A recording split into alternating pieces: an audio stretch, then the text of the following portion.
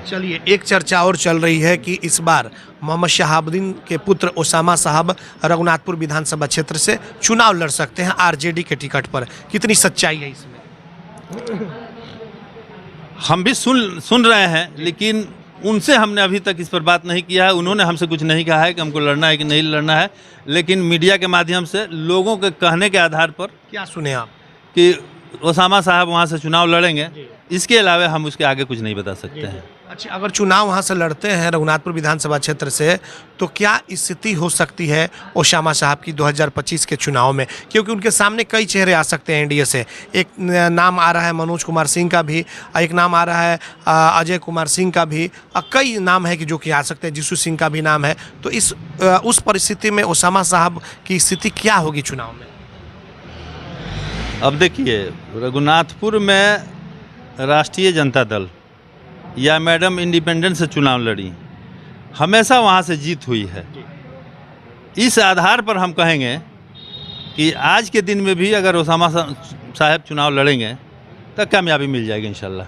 रघुनाथपुर से चुनाव जीत सकते हैं? जी, जीत सकते हैं। अच्छा, अगर आठों जीतेंगे जी, आठों विधानसभा क्षेत्र की अब हम बात कर लें अगर सीवान जिले का, तो उसमें इन लोगों की इस बार क्या भूमिका होगी हिना साहब के परिवार की?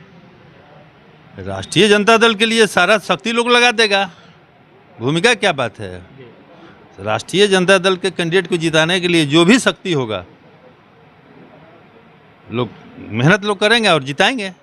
और जिस तरीके से देखा गया कि जो बीच में थोड़ी सी दूरियां जो बढ़ी हुई थी, तो इस बार जब ये लोग साथ में हो गए, राजद परिवार यानी कि लालू परिवार और हिना साहब का परिवार, तो क्या आरजेडी को ज़्यादा इससे फ़ायदा होगा इन लोगों के आने से? पूरे बिहार की अगर बात कर ले तो, क्योंकि कहा जाता है कि मुस्लिम समाज में आज भी इनकी पकड़ वही है जब मोहम्मद शहाबुद्दीन साहब की हुआ करती थी। निश्चित तौर पर सीवान ही में नहीं, पूरे बिहार में इनका पकड़ है और लोग मानते हैं, दिल से मानते हैं। पकड़ का मतलब कि आस्था लोग रखते हैं, और उस आस्था के आधार पर मैं कहूँगा कि राष्ट्रीय जनता दल के लिए काम करेगा लोग और कैंडिडेट जीतेंगे। मोबिन जी, बहुत चीज़ देखा जाता है कि जब लोग कुर्सी से उतर जाते हैं या फिर वो भगवान के प्यारे हो जाते हैं तो बहुत सारे लोग भूल जाते हैं उनको, लेकिन मोहम्मद शहाबुद्दीन को आज भी लोग याद कर रहे हैं, नहीं रहने के बावजूद भी। क्या कारण आप मानते हैं? आप तो साथ रह कर के उनके साथ काम भी कर चुके हैं लोग। देखिए, शहाबुद्दीन एक नाम नहीं, एक विचारधारा का नाम है, और उनका कहना था कि हमने सारे मोतियों को एक ही माला में पिरोने का काम किया है। तो उनके आज कोई A to Z बनाया, चाहे कोई बनाया, कुछ बनाया, लेकिन जब से वो होश संभाले, राजनीतिक सफ़र शुरू किए, सबको लेके चले, एक ही आँख से, एक ही नज़र से सबको देखे, क्या जस्ट है क्या अनजस्ट है, उस पर ज़रूर एक टपाउन करते थे, और वही देना स्पष्टवादी थे। आपका काम करना है कह देंगे कि हो जाएगा, नहीं करना है कह देंगे नहीं होगा। तो इसके चलते लोग उनको आज भी मानते हैं, और जब तक दुनिया रहेगी हमको लगता है कि उनके कामों को कोई भुला नहीं पाएगा और लोग हमेशा याद करेंगे। चलिए, हम थोड़ा सा सीवान सीट पे भी बात कर लें। 2024 में अवध बिहारी चौधरी और मोहम्मद शहाबुद्दीन की पत्नी दोनों अलग अलग चुनाव लड़ी, निर्दलीय वो लड़ी, अवध बिहारी चौधरी जो है वो आरजेडी से चुनाव लड़े। फिर से ये सभी लोग एक साथ आ गए हैं। तो इस परिस्थिति में क्या लग रहा है कि अवध बिहारी चौधरी इस तरीके से अलग होकर चुनाव लड़े थे, माइनॉरिटी समाज उनका साथ देगा इस बार अवध बिहारी चौधरी को चुनाव लड़ते हैं? अब ये कहने की बात है, बिल्कुल देगा लोग, बिल्कुल सभी लोग देंगे, चूँकि जहाँ से सारे लोग जुड़े हुए हैं, जो जिस घर से, जिस परिवार से, जब वो साथ है तो सारे लोग हैं, और उसी शक्ति और उसी बल के साथ लोग साथ रहेंगे। लेकिन चर्चा ये भी चलती है कि कुछ भीतरघात भी हो सकता है।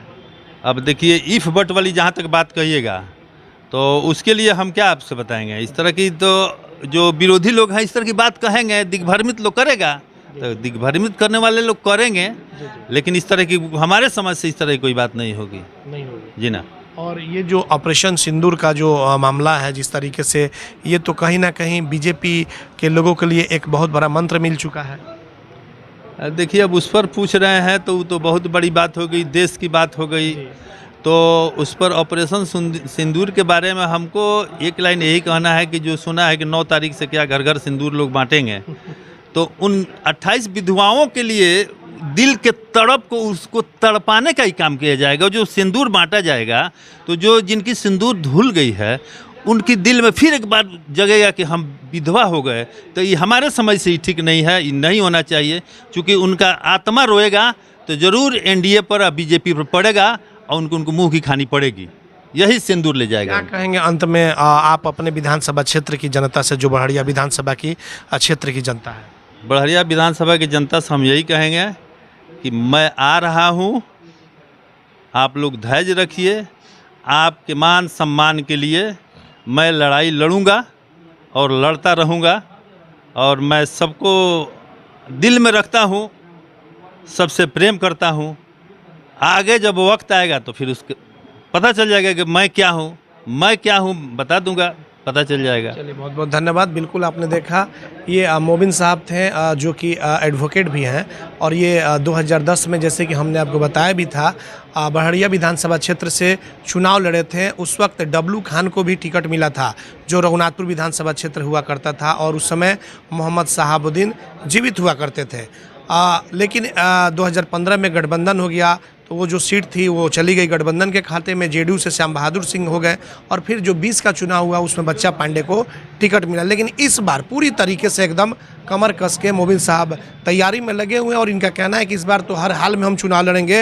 हालांकि इन्होंने हिना साहब से भी बात कर लिया है, हिना साहब के द्वारा भी हरी झंडी लगभग मिल चुकी है, जिस तरीके से इनका कहना है। तो अब ऐसे में देखना होगा कि क्या बड़हरिया विधानसभा क्षेत्र में क्या बाहरी लोगों को आरजेडी टिकट देगी या फिर वहाँ के निवासियों को टिकट देगी। और जिस तरीके से आज जो दावेदारी मोबिन साहब ने की है, तो इनका कहना है कि मेरा हक इसलिए बन जाता है कि मैं एक बार वहाँ से चुनाव लड़ चुका हूँ और अच्छे खासे वोट भी मुझे प्राप्त हुए हैं।